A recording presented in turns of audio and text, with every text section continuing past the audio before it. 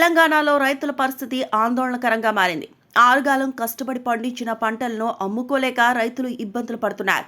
నర్సంపేట మార్కెట్లో మొక్కల కొనుగోలు కేంద్రాన్ని సందర్శించినప్పుడు రైతులు తమ సమస్యలను వివరించారు.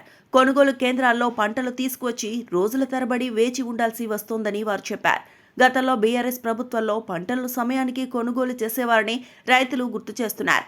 కానీ ప్రస్తుతం కాంగ్రెస్ ప్రభుత్వంలో సరైన కొనుగోలు సదుపాయాలు లేక రైతులు తీవ్రంగా నష్టపోతున్నారు. మద్దతు ధర ఇవ్వాల్సిన అవసరం ఉన్నప్పటికీ మొక్కలు కొనుగోలు చేయడంలో ఆలస్యం జరుగుతుందని రైతులు ఆవేదన వ్యక్తం చేస్తున్నారు.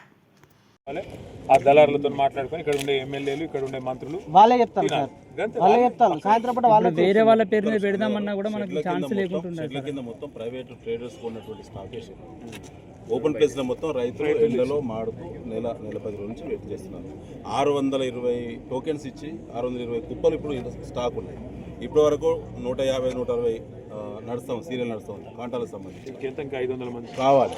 గోదాముల కాడికి పోవాలంటే ట్రాన్స్పోర్ట్ రైతే భరించి గోదాం దగ్గర పోతే గోదాం స్పేస్ ఉందో కూడా ఎంత ఉందో కూడా తెలియనటువంటి సన్యాసులు అక్కడికి పంపడం ద్వారా ఏమవుతుందంటే 10 రోజులు 12 రోజులు వెయిటింగ్ అవుతుంది.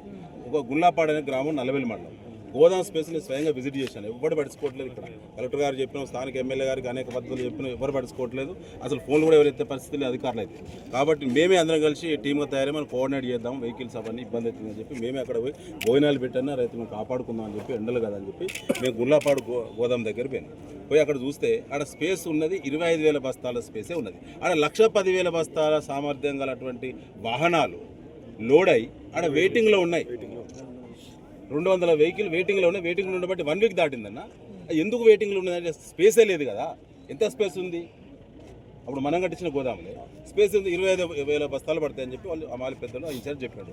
మరి ఎన్ని ఉన్నాయంటే 1,10,000. మరి 1 వీక్ నుంచి బుద్ధి లేని వాళ్ళు ఎందుకు పంపించిండు? రైతులు మళ్ళీ రైతులు అరగోస పెట్టే కాకుండా వెయిటింగ్ ఛార్జ్ ట్రాక్టర్కు 2,000, డీసీఎంకు 3,000 పర్ డే రైతు కట్టాలి. అసలు కాంటా అయిన తర్వాత వీళ్ళకు చిట్టిస్తారు.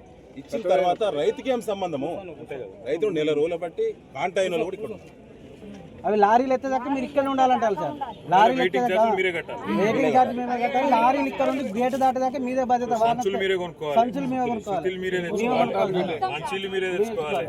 మొత్తం వెయిటింగ్ ఛార్జీలు మీరే, ట్రాక్టర్ కిరాయి మీదే, మొత్తం మీరు చేసి గేట్ దాటేదాకా మా బాధ్యత. ఒకవేళ వాన వస్తే బత్తలు తడితే మళ్ళీ మా బాధ్యత.